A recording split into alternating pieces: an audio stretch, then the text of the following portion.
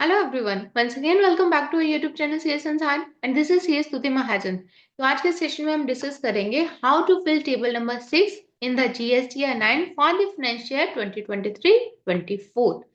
Table number 6 को लेके हमारे पास बहुत सारी क्वेरीज आई हैं, तो होप सो आज के वीडियो के अंदर आपके बहुत सारी क्वेरीज जो है वो टेबल नंबर 6 के रिलेटिंग जितनी भी क्वेरीज हैं वो आपकी क्लियर हो जाएंगी। Let's see.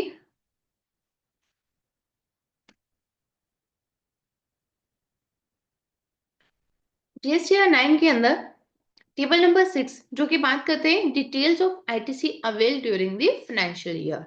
तो जब आप टेबल नंबर 6 को ओपन करते हैं तो वो कुछ इस तरह से विंडो जो है आपके पास ओपन होती है। अब इसका एक एक कॉलम क्या कहते हैं उसको हम डिस्कस कर लेते हैं।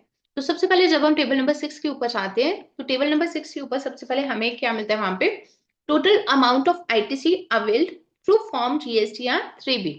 ठीक है, तो यहाँ पर ये वाले जो फिगर्स है ये ऑटो पॉपुलेट होके आपके पास आएंगी। ये वाली फिगर्स 6A की फिगर्स जो रहती है वो ऑटो पॉपुलेट होके आपको मिलती है और इसको आप एडिट नहीं कर सकते हो। और ये कहाँ से ऑटो पॉपुलेट की जाती है? ये जीएसटीआर 3B के टेबल नंबर 4A से ऑटो पॉपुलेट होती है। कहाँ पर ऑटो पॉपुलेट होती है? जीएसटीआर 9 के 6A के अंदर। देन हम बात करते हैं 6B की।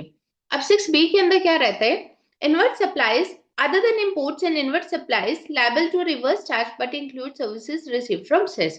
इसके अंदर क्या है? इनवर्ट सप्लाईज की हम बात करेंगे आरसीएम के अलावा। ठीक है, जो भी हमारी इनवर्ट सप्लाईज है जिसके ऊपर आरसीएम एप्लीकेबल है, जैसे कि जीटी की सर्विस है, एडवोकेट की सर्विस, जिसके ऊपर आरसीएम एप्लीकेबल है, उस सर्विस के अलावा जो भी हमारी इनवर्ट सप्लाईज है उसकी हम बात करेंगे, वो कहां पर आएंगे? 6B के अंदर। जब हम 6B के अंदर वहां पर हम डाटा पंच करेंगे तो आप वहां पर देखोगे कि आपको टेबल जो है वो 3 हिस्सों के अंदर, 3 पार्ट्स के अंदर डिवाइड करके मिलता है। इनपुट्स, कैपिटल गुड्स और इनपुट सर्विसेज के अंदर। तो जो भी आपका अमाउंट रहेगा इसके अंदर आपको वो बाइफरकेट करना है। इनपुट को इनपुट्स में डालेंगे, कैपिटल को कैपिटल गुड्स के अंदर और सर्विसेज को इनपुट सर्विसेज के अंदर। लेट अस सपोज अगर आपके केस में इसके लिए हमारे पास क्वेरी आती है कि कैपिटल गुड्स या सर्विसेज का अमाउंट नहीं है तो आप इनपुट्स में डालो। ठीक है, अगर आपके पास अलग अलग तीनों चीजों का अमाउंट अलग अलग है तो आप उसे बाइफरकेट करके डालेंगे। इनकेस अगर आपके पास अमाउंट सिर्फ इनपुट्स का है, कैपिटल या सर्विसेज का नहीं है, या फिर दो का है या तीनों का है या एक का है, तो आप उसी पार्ट के अंदर डालोगे और जो टेबल है उसे एक्सेप्ट कर लेते हैं। एक और इसके अंदर पॉइंट क्लियर करना चाहती हूँ, जो 6A के अंदर है वो आपका आईटी से डिराइव किया जाता है जीएसटीआर 3B से। ठीक है, जीएसटीआर 3B से आईटी से आपका डिराइव होता है कहां पर? टेबल नंबर 6A के अंदर। उसी के कंपैरिजन में जब आपको उसी की डिटेल 6B से डालनी होती है तो आपने सिर्फ फॉर द फाइनेंशियल जिसका आप फॉर्म फिल कर रहे हैं, जैसे अभी हम बात करेंगे फॉर द फाइनेंशियल 2023-24 की, तो आपको कौन सी डिटेल्स वहां पर डालनी है 6B के अंदर? 2023-24 की डिटेल्स। ठीक है, अब इसके अंदर क्या होता है, कई बार क्या होगा, फॉर द फाइनेंशियल 2022-23 का भी हो सकता है कि अमाउंट जो है आपने अप्रैल से लेके बाद में अक्टूबर तक अवेल किया हो। ठीक है, तो वो वाला अमाउंट जो है वो इसमें से लेस करके आप डालेंगे।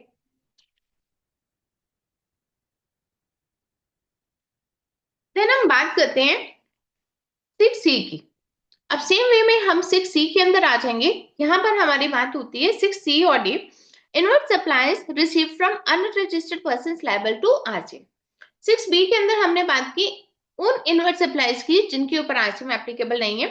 6C और D के अंदर हम बात करेंगे इनवर्ट सप्लाईज जिसके ऊपर आरसीएम एप्लीकेबल है।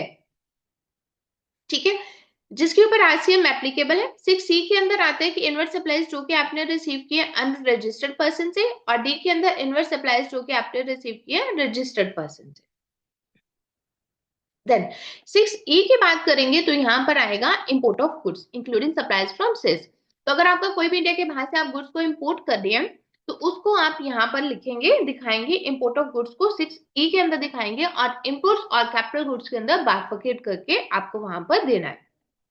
देन इंपोर्ट ऑफ सर्विसेज, अगर वहीं आप इंपोर्ट ऑफ सर्विसेज कर रहे हैं तो आप उसे दिखाएंगे 6F के अंदर इंपोर्ट ऑफ सर्विसेज। 6G की हम बात करते हैं आईटी से रिसीव्ड फ्रॉम आईएसडी। अगर आपने इनपुट सर्विस डिस्ट्रीब्यूटर से कोई बिलिंग करवाई हुई है, वहां से इनवॉइसेस रेज किए हुए हैं, तो वो जो उसका आईटीसी आप ले रहे हैं, आईएसडी से आईटीसी जो भी आप ले रहे हैं वो आप दिखाएंगे 6G के अंदर। देन 6H के अंदर हम बात करते हैं amount of ITC reclaimed. Amount of ITC reclaimed का मीनिंग क्या है? आईटीसी कोई हमने लिया, 1 साल के अंदर लिया, देन हमने उसे रिवर्स कर दिया। रिवर्स क्यों कर दिया? माइट भी उसका रीजन क्या हो सकता है कि 180 डेज के अंदर आपने सप्लायर को पेमेंट नहीं की, इसलिए आपने उसको आईटीसी रिवर्स कर दिया, एंड देन अगेन आप उसे रिक्लेम कर रहे हैं, तो उसे हम दिखाएंगे अमाउंट ऑफ आईटीसी रिक्लेम्ड वाले कॉलम के अंदर। देन 20 से लेके एच तक अभी हमने जो भी पॉइंट्स डिस्कस किए हैं, इन सबका सब टोटल चला जाएगा 6I के अंदर, जो कि ऑटोफिल हो जाएगा। देन डिफरेंस की बात करते हैं, जे के अंदर हमारा डिफरेंस क्या आएगा? आई माइनस ए। ए हमारी कौन सी वैल्यू थी? जो कि ऑटो पॉपुलेट करके उन्होंने डाली, ठीक है। 6A के अंदर फिगर है, ऑटो पॉपुलेट करके उन्होंने डाली, और 6B से लेके 6H तक हमें ऑप्शन दी जाती है कि हम इन फिगर्स को यहाँ पर पंच करेंगे। अब जो हमने फिगर्स दी हैं, आई माइनस ए, यहाँ पर उसका डिफरेंस आ जाएगा। आइडियली अगर हम बात करें तो इसका डिफरेंस जो है वो नहीं आना चाहिए, बट लॉजिकली क्योंकि आपको यहाँ पर टाइम दिया जाता है कि फाइनेंशियल खत्म होने के बाद भी आप अक्टूबर तक के रिटर्न्स के अंदर पिछले साल का आईटीसी क्लेम कर सकते हैं, और अगर आपने यहाँ पर इस साल का आईटीसी नेक्स्ट ईयर के अंदर क्लेम किया हुआ तो वहां पर आपको इसका डिफरेंस जो है वो मिलेगा ही मिलेगा। और इसके लिए अलग से भी वीडियो बना के हमने चैनल के ऊपर डाली हुई है, आप वहां से भी उसका लिंक ले सकते हैं। देन यहां तक हमने बात की जे तक, जे तक हो गया हमारा डिफरेंस। देन हम 6K की बात करते हैं। 6K के अंदर क्या है? ट्रांजिशन क्रेडिट थ्रू ट्रान 1, और एल के अंदर है ट्रांजिशन क्रेडिट थ्रू ट्रान 2। अगर आपके पास कोई ट्रान 1 का क्रेडिट है या फिर आपके पास कोई ट्रान 2 का क्रेडिट है, और एम के अंदर any other ITC will but not specified above, इसके अलावा भी अगर आपके पास कोई आईटीसी है तो उसको आप के, एल और एम के अंदर डालेंगे, ठीक है। ट्रान 1 के क्रेडिट को आप के अंदर डालोगे, ट्रान 2 के क्रेडिट को आप डालोगे एल के अंदर, और इसके अलावा अगर कोई भी आपके पास आईटीसी है उसको आप एम के अंदर डाल दोगे, और के, एल, एम का जो आपका टोटल है वो सब टोटल आपका आ जाएगा एम के अंदर, और देन ओ के अंदर आपका आ जाएगा टोटल आईटीसी जो आपने अवेल किया, आई प्लस एन। जो हमने आई के ऊपर बात की, आई हमारे पास ये आया, आई कौन सा था? बी से लेके एच तक आया, और यहाँ पर नीचे कौन सा आ गया? एन। एन कौन सा है? जो हमारा ट्रान 1 ट्रान 2 का है। तो बेसिकली अगर हम टेबल नंबर 6 की बात करते हैं, तो टेबल नंबर 6A के अंदर आपको ध्यान रखना है कि टेबल नंबर 6A के अंदर ऑटो पॉपुलेट होकर फिगर्स आएगी, और टेबल नंबर 6B से लेके H तक आपको अपनी वैल्यूज जो है वो वहां पर पंच करनी है, ठीक है। इनपुट्स की वैल्यू आपको पंच करनी है, जो भी इनवर्ट सप्लाई है आपको उसकी वैल्यू पंच करनी है, इनपुट कैपिटल गुड्स और इनपुट सर्विसेज के अंदर बाइफरकेट करते हुए। देन जिसके ऊपर आरसीएम एप्लीकेबल है उसकी आपको वैल्यू देनी है, और जब हम नीचे आ जाएंगे तो अगर आपके पास कोई ट्रान 1 का क्रेडिट है, ट्रान 2 का क्रेडिट है, उसकी आपको वहां पर वैल्यूज देनी है। 6B कॉलम के अंदर हम बात करें तो उसके अंदर एक चीज का आपको ध्यान रखना है, इसके लिए बहुत सारी क्वेरीज भी है और अलग से वीडियो बना के भी हमने चैनल के ऊपर डाली हुई है, वहां पे भी आप चेक कर सकते हो। 6B के अंदर मेजर केसेस में गलती क्या होती है?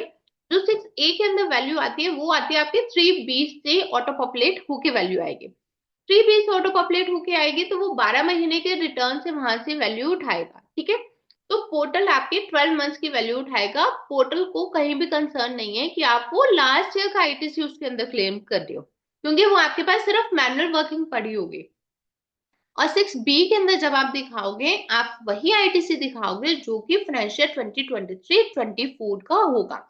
अगर आपने 2022-23 फाइनेंशियल का आईटीसी 2023-24 के अंदर मीन्स अक्टूबर तक के रिटर्न्स के अंदर अगर वेल किया है तो उस अमाउंट को आप वहां से लेस करके दिखाओगे। और दोनों का 6A और 6B का जो भी डिफरेंस आएगा, B से लेके H तक, तो मेनली हमारी वैल्यूज जो है इसके अंदर अगर मैं बात करूं तो B के अंदर हमारी रहेगी। अगर आपका इंपोर्ट ऑफ सर्विसेज नहीं है तो हमारा B तक ही रहता है। तो B से लेके H तक जो हमारा टोटल आएगा, और जो 6A का दिया हुआ है वो आपका आइडली जो है वो डिफरेंस नहीं आना चाहिए, लेकिन लॉजिकली आपका वही डिफरेंस आएगा अगर आपने फाइनेंशियल 2022-23 का आईटीसी जो है वो 2023-24 के अंदर क्लेम किया हुआ है, तो वही आपका यहाँ पर डिफरेंस आएगा, ठीक है। तो इसी वजह से हम लोग बोलते हैं कि इसके मैनुअल जो भी अपने रिकंसिलेशन बना के रखो, क्योंकि आपके GSTN 9 के बेसिस के ऊपर ही आपको नोटिस जो है वो सर्व किए जाते हैं। और जिस समय नोटिस आते हैं तो उस समय आपको दोबारा से उसकी जब वर्किंग देखनी पड़ती है तो उस समय रिकॉल करने में टाइम लगता है। और वहीं अगर आपके पास रिकंसिलिएशन अवेलेबल हो तो आपका रिप्लाई जो है वो जल्दी से बन भी जाता है। तो this is all for the day. फिर भी इन केस अगर आपके पास कोई टेबल नंबर 6 के रिलेटेड कोई भी क्वेरी है तो आप हमें 1 to 1 पोस्ट कर सकते हैं। तो this is all for the day. Thank you.